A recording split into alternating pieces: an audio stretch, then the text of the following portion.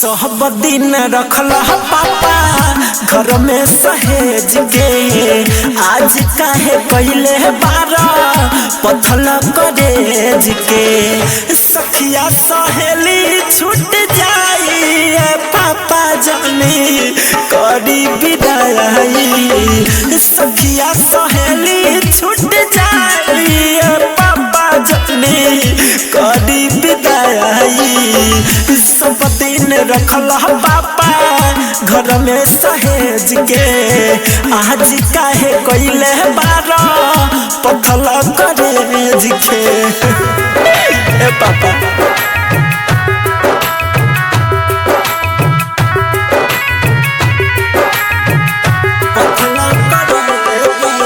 Music director Mithilesh भोजपुरिया।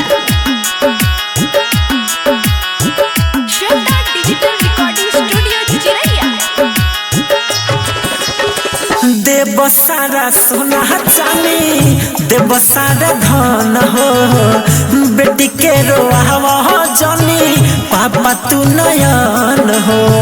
ए पापा सुना देव सारा सोना चांदी देव सारा धन हो, बेटी के रोआवा जनी पापा तू नयन हो।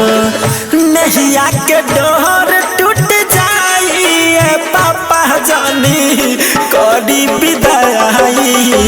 सखिया सहेली छूट जाई पापा जानी करी विदाई। सब दिन रखल पापा घर में सहेज के, आज काहे कैले बारा पथल करेज के।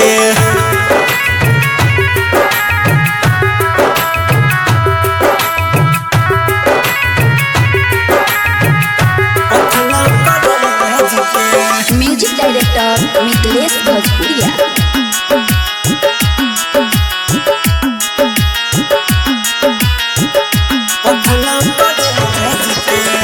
अंगना के रहनी तोहरा चहकत चिड़ैया, तेज तार काहे अब तू बनल निर्दयिया।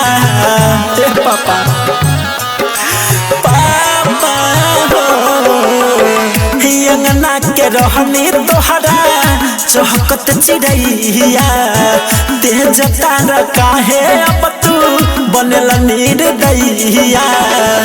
दिनवा न फेर से आई पापा जानी करी विदाई। सखिया सहेली छूट जाई पापा जानी करी विदाई। सब दिन रखल पापा घर में सहेज के, आज काहे कैले बारा पथल करेज के।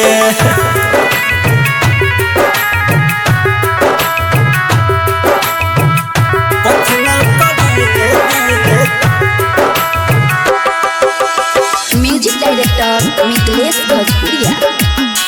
डिजिटल रिकॉर्डिंग स्टूडियो चिरैया।